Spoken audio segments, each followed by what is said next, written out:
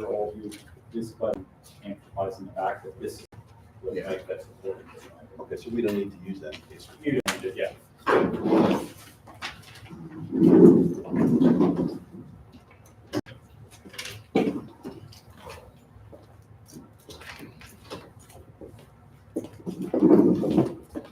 Wow. Shot. Don't worry.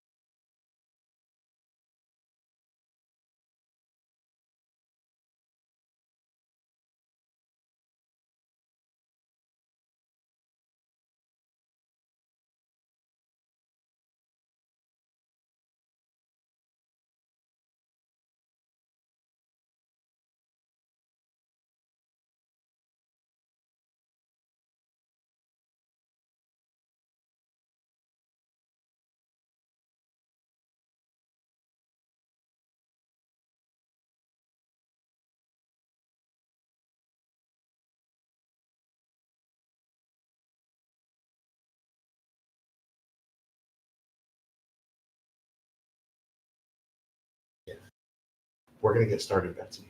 How's that sound? Good. Are you ready? Okay. All right. Good evening, everyone, and welcome to our Referendum Community Forum. My name is Jonathan Hart. I'm the Superintendent of Schools, and it's my pleasure to be with you tonight to talk about a very important topic in our school district. We've set out 3 goals for this evening. We noticed that there's some folks online. We have a person here in the audience. So first, what we want to do is learn about what a bond referendum is. What does it mean for a school district to have debt? What does it mean for that debt to be expiring? And how can the district use that for future planning? Second, we want to ensure that you, as our community, have a voice and input in the future planning. We welcome ideas and thoughts in regard to projects that may be included in the referendum. And lastly, we're looking to generate excitement and garner your support for the future of our schools. We'll leave time at the end for questions and answers, as well as your ideas for the potential referendum. To help me achieve these goals tonight, we have several presenters with us. Jason Bohm, our business administrator, will talk about our internal district timelines. Don Race is here, our facilities manager, and he's here to answer some questions about our school facilities. Tony Salamini is our bond counsel. Each district has a bond attorney who specializes in the legalities of this area.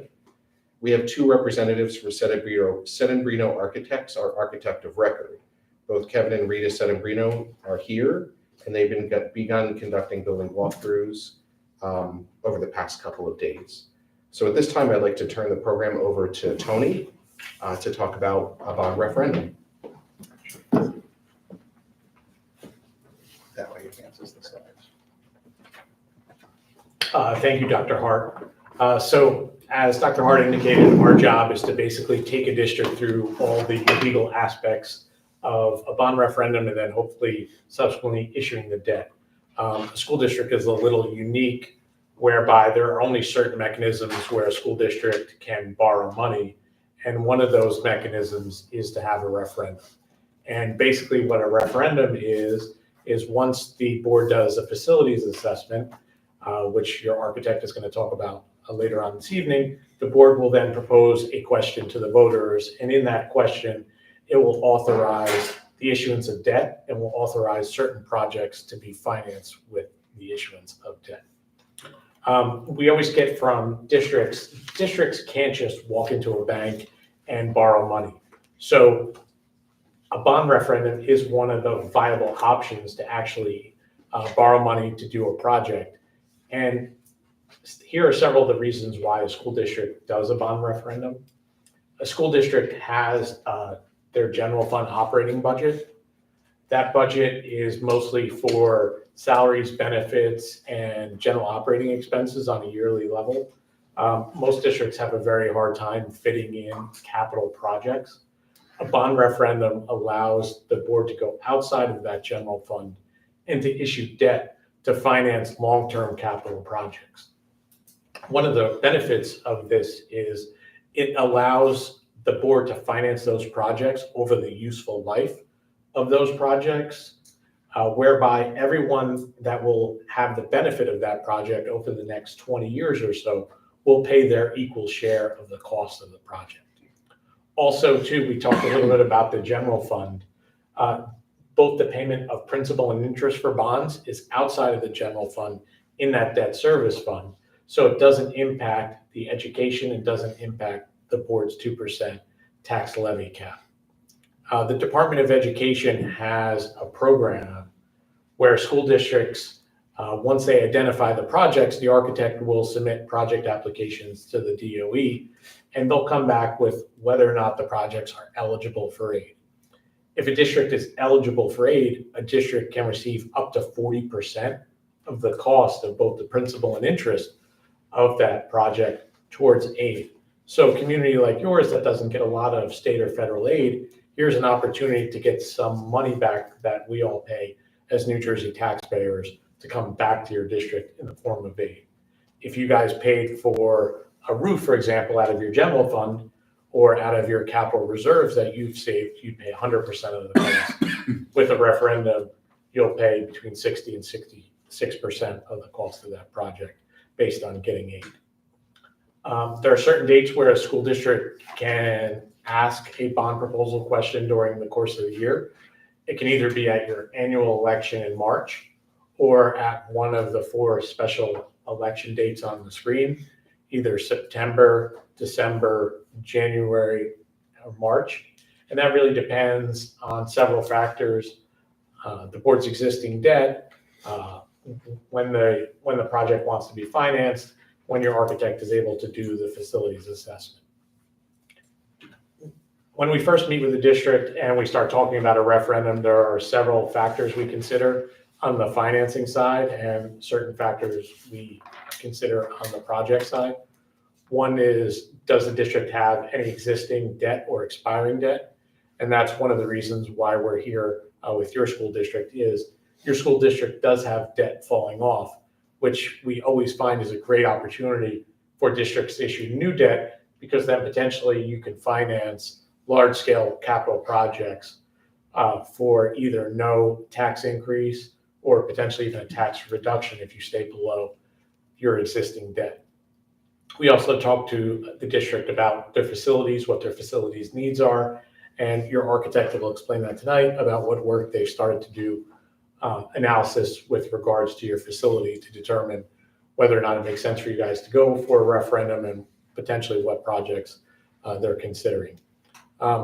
We also talked to districts about what their operating budgets look like, what kind of reserves, what their long-term plans are, what their future growth and needs of the district are, and basically also what's the taxpayer impact. So your district will also work, in addition to the professionals up here, will work with a financial advisor that once your architect submits those project applications to the Department of Ed, gets the eligibility and non-eligibility calculations, your financial advisor will be able to do calculations to determine what the actual average cost is per resident, assuming that the referendum is passed. So there's a lot of work that goes into a referendum on just considering on the legal side and planning to a referendum. And then to that end, your business administrator is going to talk about a little bit about the timelines, about how this project has started and where we go from here. Thanks, Tony. So good evening, everyone. I'm going to give you a rundown of what we have done to date, as what we're going to be doing moving forward. So the board has been considering a bond referendum for since 2023. We've noticed that the debt has been close to expiring in 2026, 2027, as Tony mentioned. and that our reserves, our capital reserves and maintenance reserve have been shrinking. And the reason for that is we have been financing a lot of capital projects in-house. We do about $2 million in projects per year. And over the past 10 years, we've financed most of those in-house. So we've spent about $20 million without raising the local tax levy through reserves and prudent fiscal planning from the board level. The existing debt is nearing 20 years of being in existence. And with it expiring, we have the ability to backfill that debt, potentially with no impact to the taxpayers. So the board discussed that in 2023 into 2024. And this summer, the board decided to move forward with the process that we're undergoing today. So that kicked off things for September. We started locally in our buildings, where Dr. Hart and I went to each and every building and met with staff members to go through what a bond referendum is and to gather their ideas on what projects they want to see. Because obviously we have our experts here that our architect and other people that will go through the buildings and look at HVAC equipment and the age of our infrastructure. But more critically, we want to know, we're here for students, and what do the teachers need, or what do they think they need to educate students directly? So we wanted to start at that level and get their ideas directly. So we've met with over 300 staff members, going building to building and during staff meetings. And we got some interesting feedback. And we've logged all of those comments in a document, which we're tracking and have shared with everyone up here today, as well as the board. Since then, we've also met directly with the HSA. We went to, Dr. Hart went to a meeting with them. We've also had them come to our building to discuss the project and got feedback on potential projects from the HSA. We've also met with union leadership, the RTA leadership, as well as building leadership to get their ideas. We had a leadership meeting with also our administration to get their ideas. We also had a meeting with the township of Reddington. So we met with the township officials, as well as the town council members.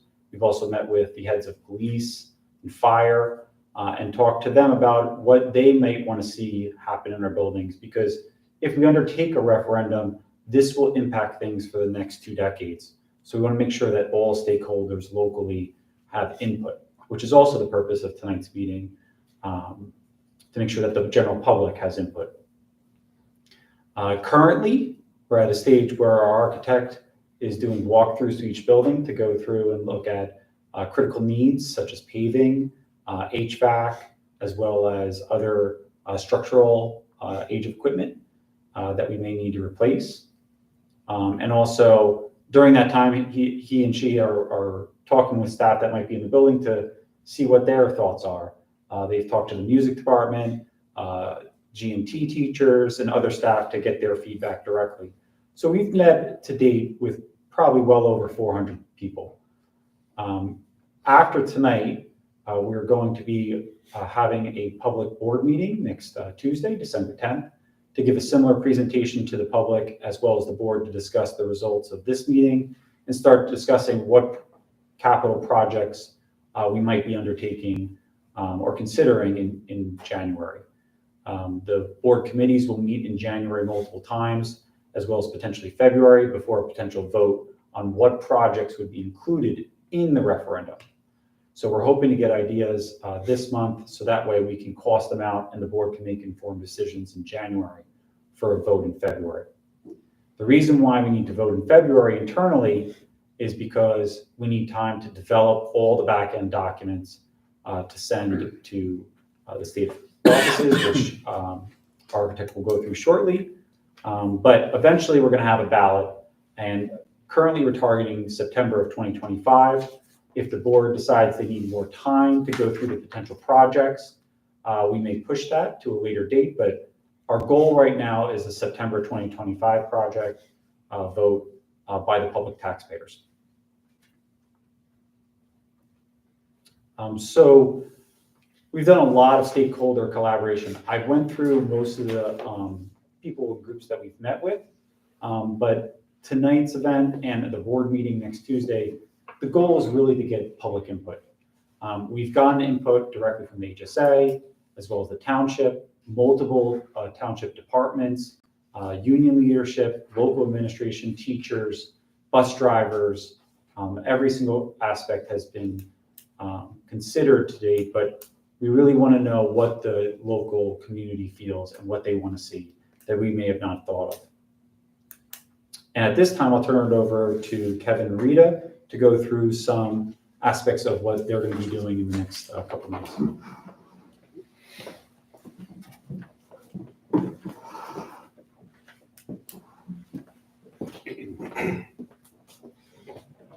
Thank you, Jason, and thank you for inviting us tonight. My name is Kevin Sedembrino, and with me is Rita Sedembrino at Sedembrino Architects. And we're going to go through a little bit of how we structure the list of projects with regard to the referendum in order to give the district selections and choices and options as to what goes into the referendum. So as Jason had mentioned, the district has already worked with principals to generate an initial list on a per school basis of projects that the district would like to accomplish. And those range anywhere from window replacement to media center upgrades, to door replacements, to special projects and program projects. When my staff and my engineer go through each one of the buildings, we're going to look for items that we believe are at the end of their useful lives. We are going to note those items, and those may be roof replacements, interior door replacements, window replacements, floor replacements, ceiling lighting replacements, and other things, other capital projects of that nature. We've also started to look at the exterior of all the buildings, parking lots, drainage, curbing, landscaping, play structures, things of that nature that we're going to add to the list. So the question becomes, when you generate lists on a per school basis, we are generating capital projects that are both need and want based, and we are providing cost to each one of these projects. And our mechanical engineer additionally is also walking through the schools. As Jason mentioned, he's identifying all of the mechanical upgrades that are recommended. And when I say recommended, I've talked about useful life. We're looking at unit ventilators, rooftop units, things of that nature that are in excess of their current useful life.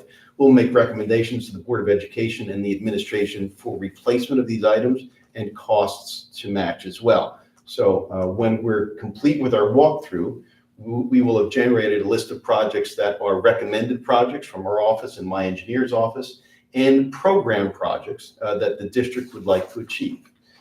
So that's the project identification process. It is both capital projects and program projects. The next component of that is, how do you provide cost estimates for these projects today for projects that you're going to build in the future? And that's an important aspect to take a look at. So we will we'll work with our cost estimator and our engineers to provide cost estimates to upgrade and replace all of the line items in the list of projects for today's dollars. We will then provide escalation costs at about 6 to 8% per year to the midpoint of projected construction. We'll provide projections on soft costs, and we'll provide projections on contingency costs, so that upon a successful referendum vote, at the time that the project is bid and built, there'll be adequate funds at that time in the future. So it's important that we develop what's called project costs, which are both the hard costs to build the project and the soft costs to design them, and the contingency and escalation for future costs. So those are included in the referendum as well. The last part of project identification is prioritization. So as you know, the projects that we will develop are all projects in every school, whether they're needed or wanted. We want to give the administration and the district a complete list of all projects. And we are going to provide project costs for each one of those projects. And we will sit with the district and the administration to then recommend and offer and prioritize projects, because we'd like to think that we could do everything that we want, but there's only funds to do certain items. And we want to make certain that the highest projects are prioritized, and those are the projects that would be slated for inclusion in the referendum. The projects that we're going to identify certainly exceed the potential referendum funds, and we'll work to identify and prioritize those projects that we and the district administration recommend inclusion in the referendum. So that is how our office is going to assist with regard to capital project identification, cost analyses, and prioritization with regard to our walkthroughs. I think that's Jason. Anything? I think you're next. Yep. Thank you, Kevin. Thank you.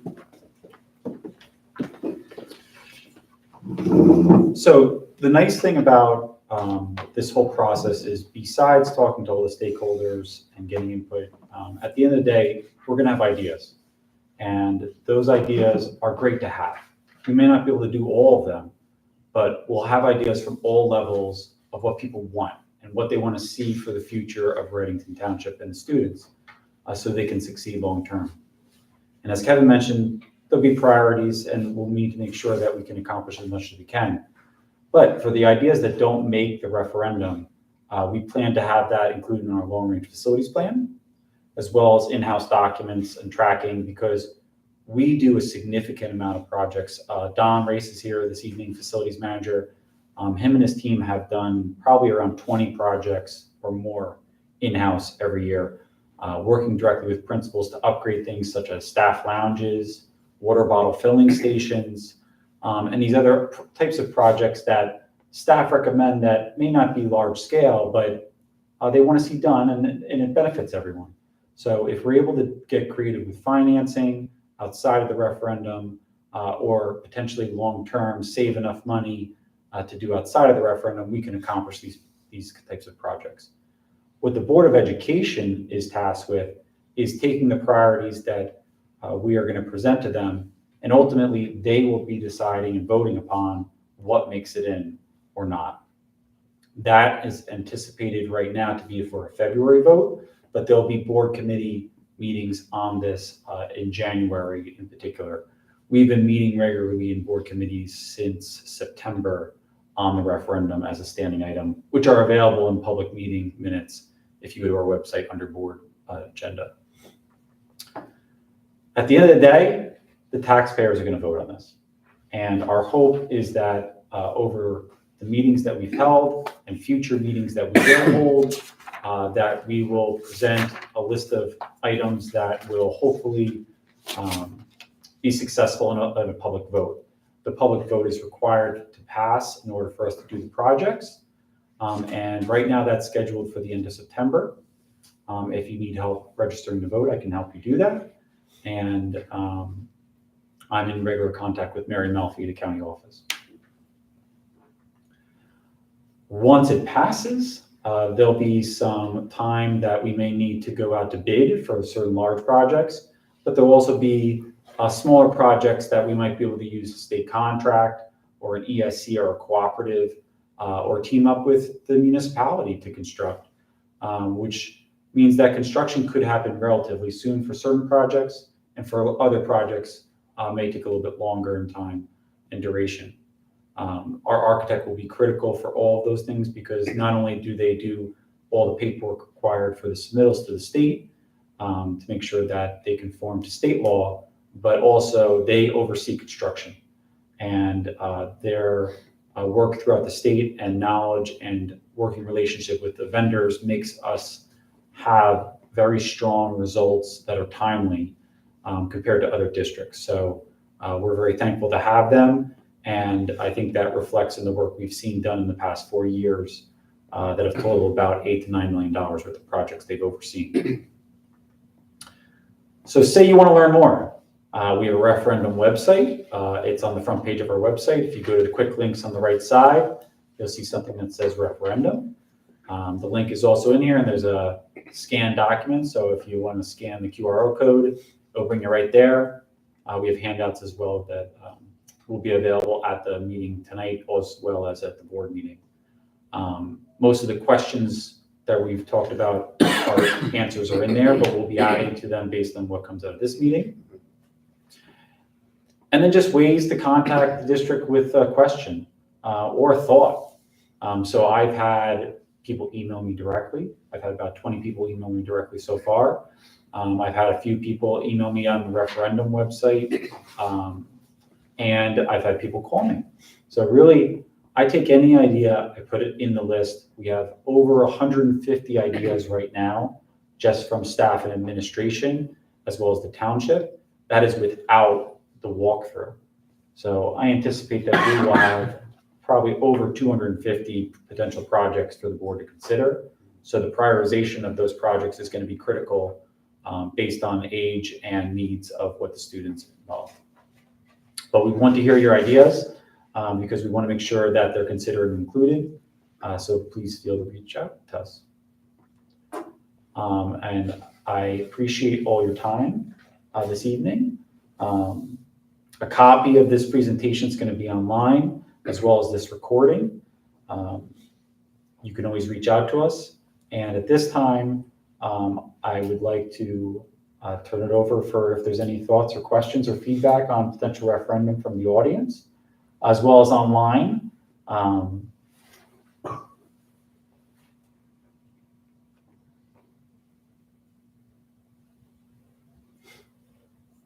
If you could stand up and come up to the podium so that way it can be recorded, it would be greatly appreciated.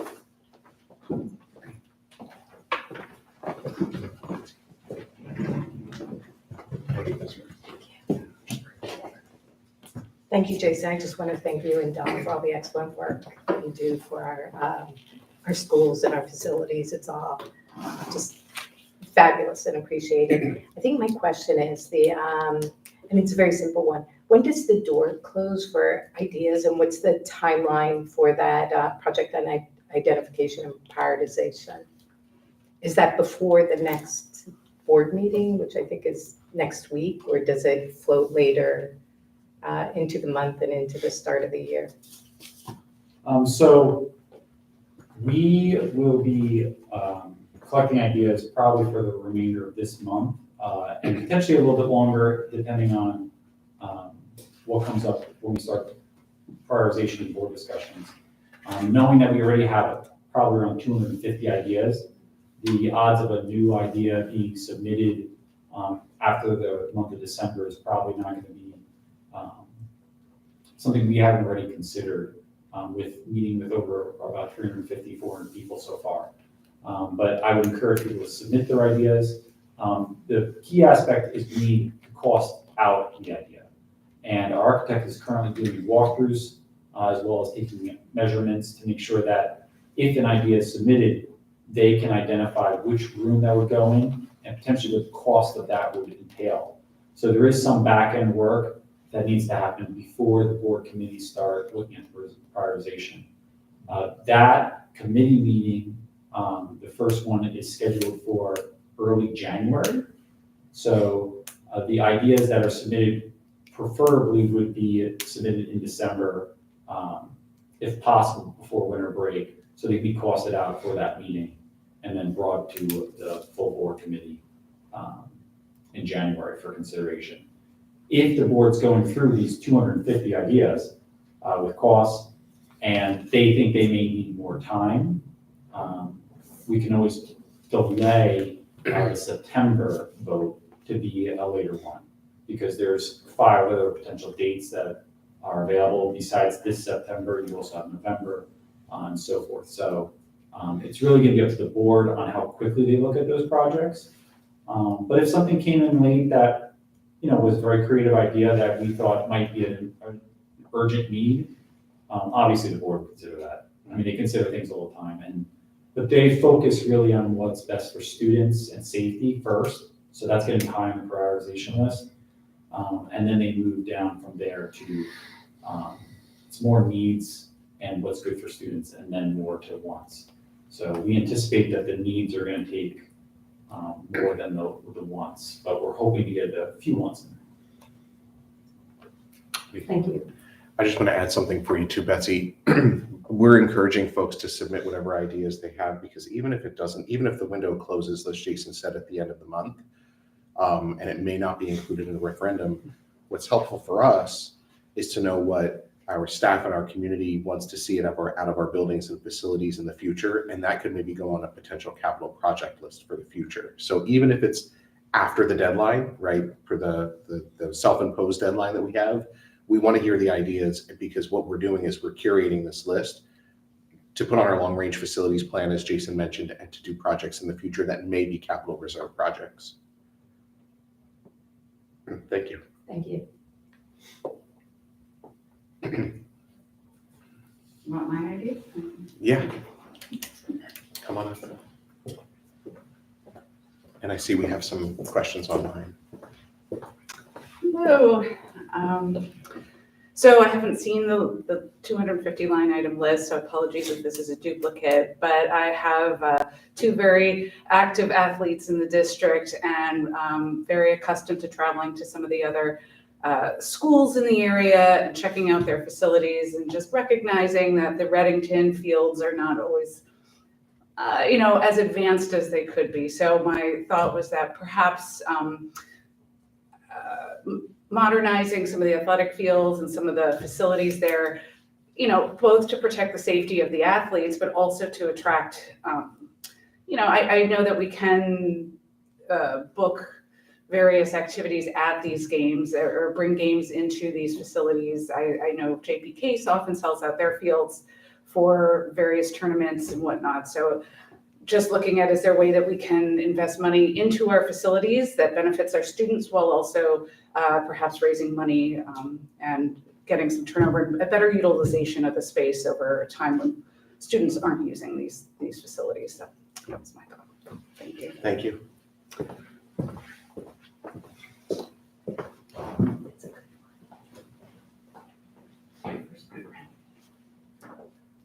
You want to read them out loud? Yeah. So moving to questions from online, Mary Moser asked, are these projects just in the school buildings? So the short answer to that is yes, or on school grounds. So our referendum will cover things like that. We interestingly had meetings with the various groups, the HSA, as well as the township.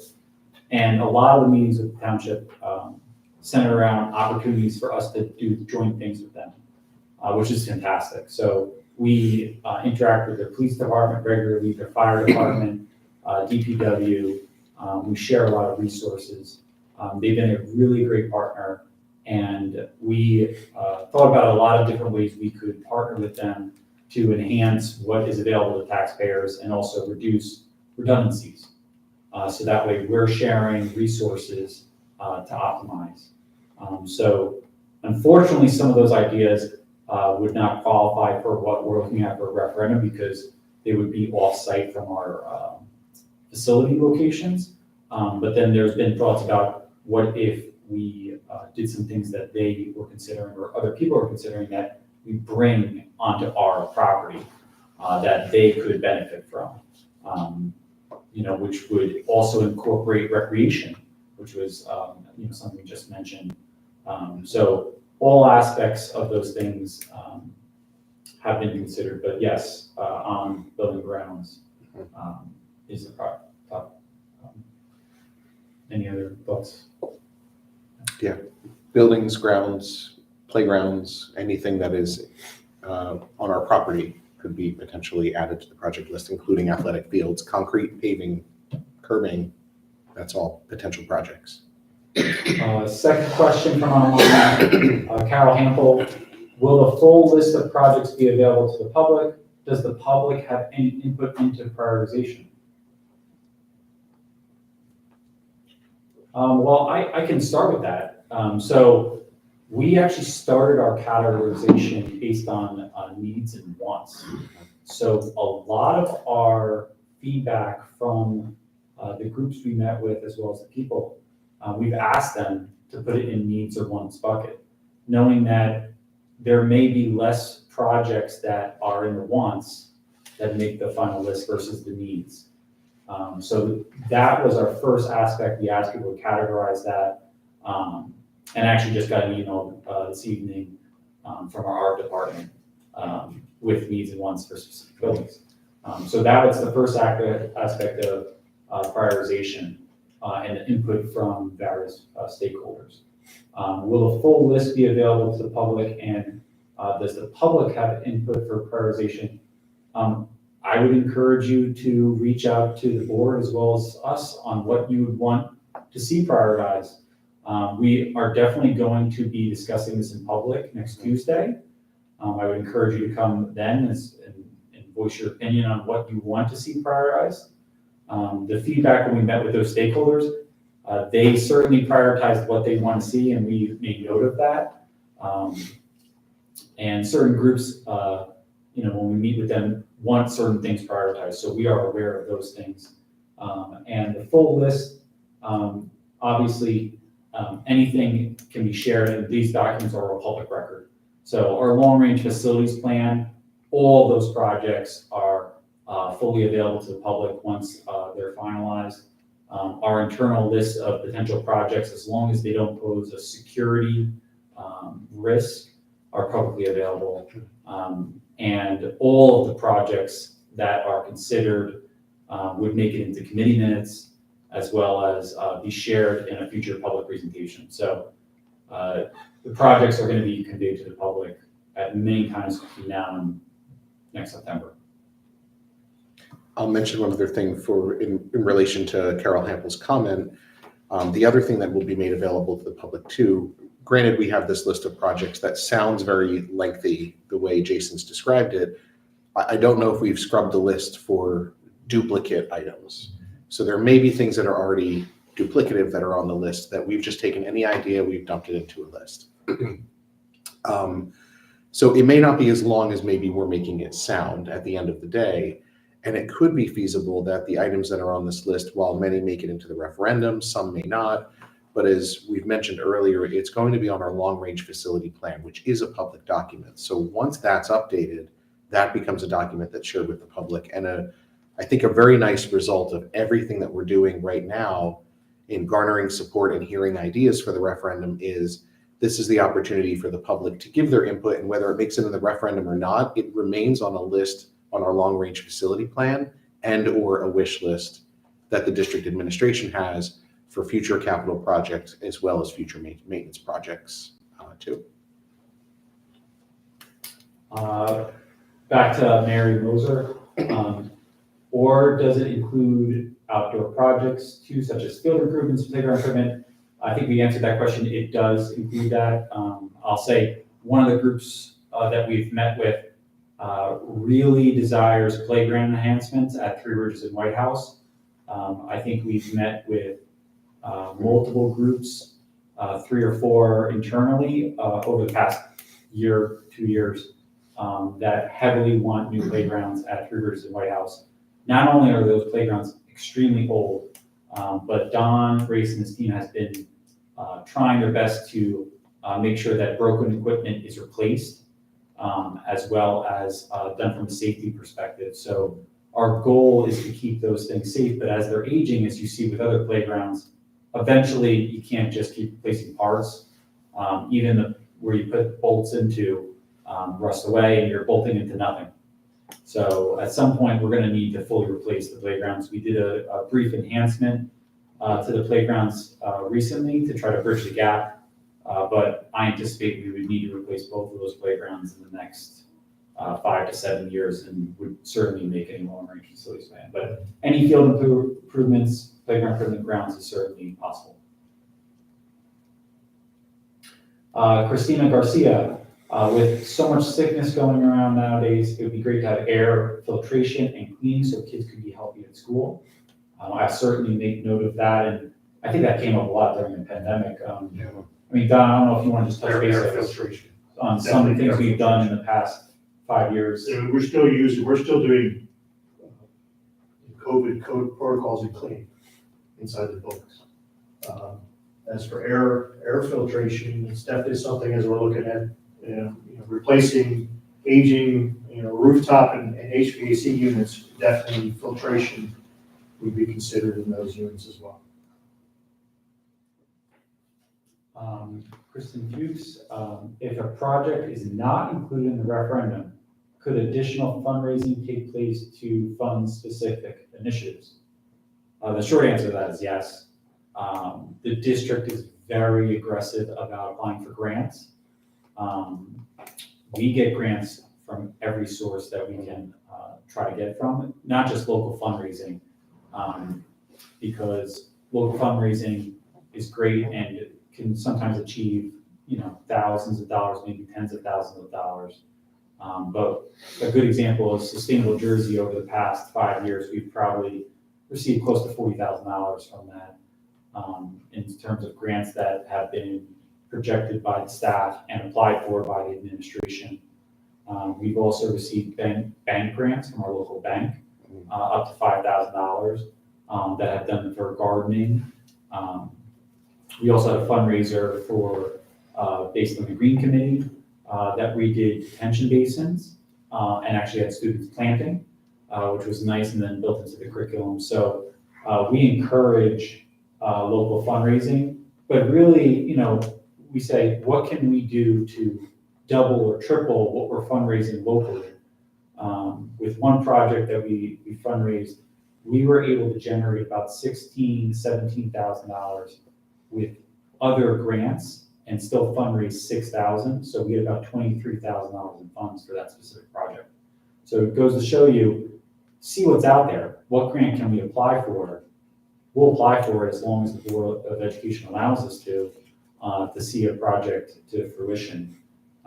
Unfortunately, I've met with also some groups that want to do projects that are over $100,000, and I can tell you that fundraising for something of that size is very challenging without either local taxpayer support, referendum, or a federal or state grant.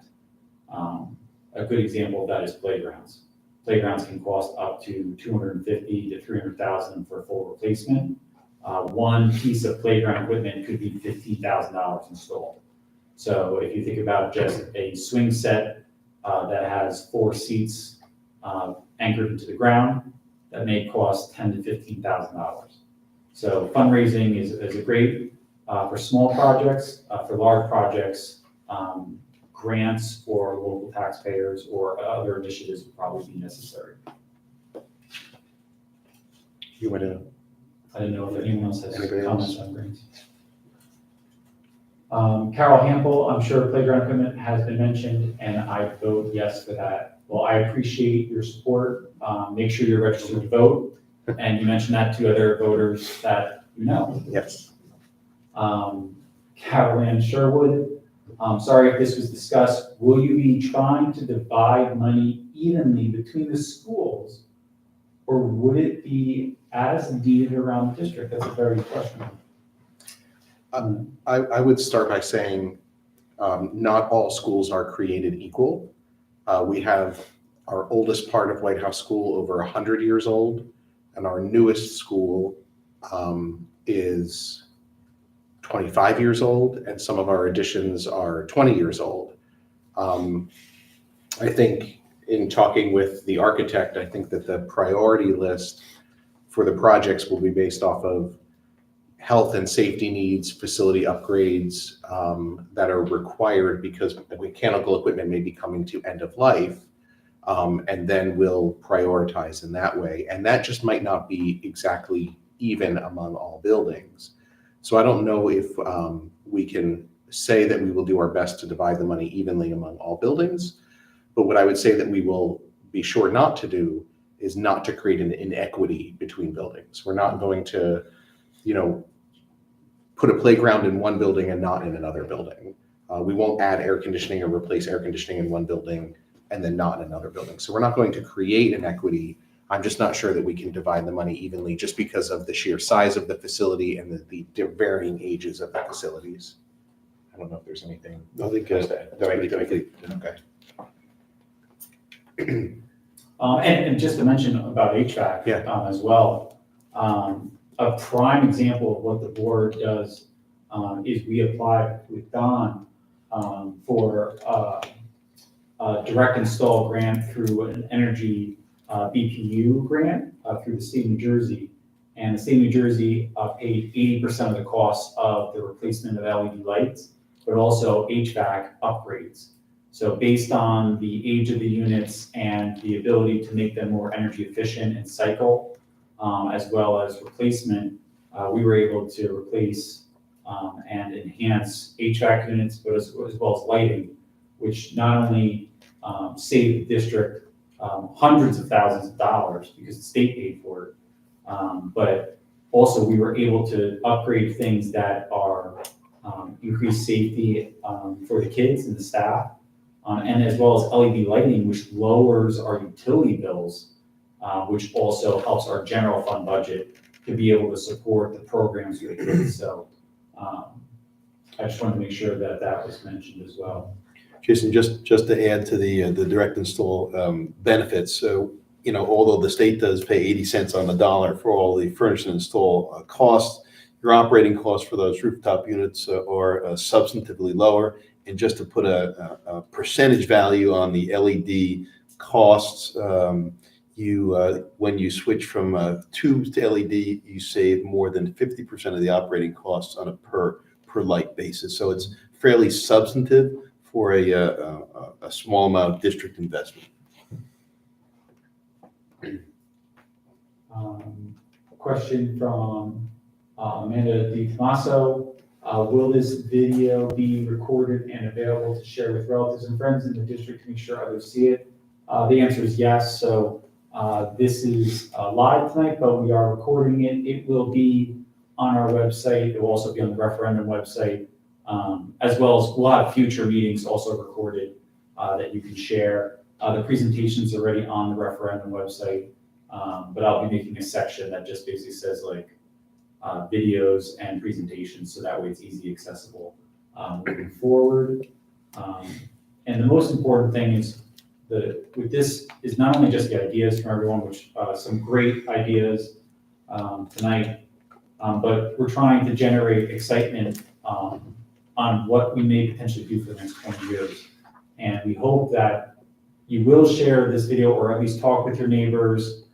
Winter break's coming up. It's a great time to talk to people locally, people that you see maybe at ShopRite, Walmart, and just talk about all the benefits that this could achieve for the children for the future, and Reddington and potentially as a whole for athletics and other aspects. I'll mention too that this is also only the start. We're generating ideas now. We have a board meeting next week where a very similar presentation will happen for the Board of Education, and the board will have an opportunity to ask questions and get clarity on the process. But we can promise you one thing: this will be not the last time that the community hears about a referendum. We'll be doing a large public campaign, in support of the referendum moving forward. Matt, I don't know if there was is there any other? That's it, we're still all the way down. No. Amanda Di Tomaso also says to thank you for all the great information. No problem. I'll let it be open for any other thoughts, comments.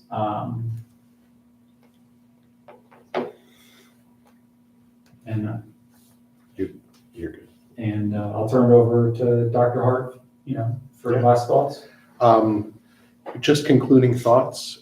First, we want to thank those of you who came in person. We appreciate those who came online as well.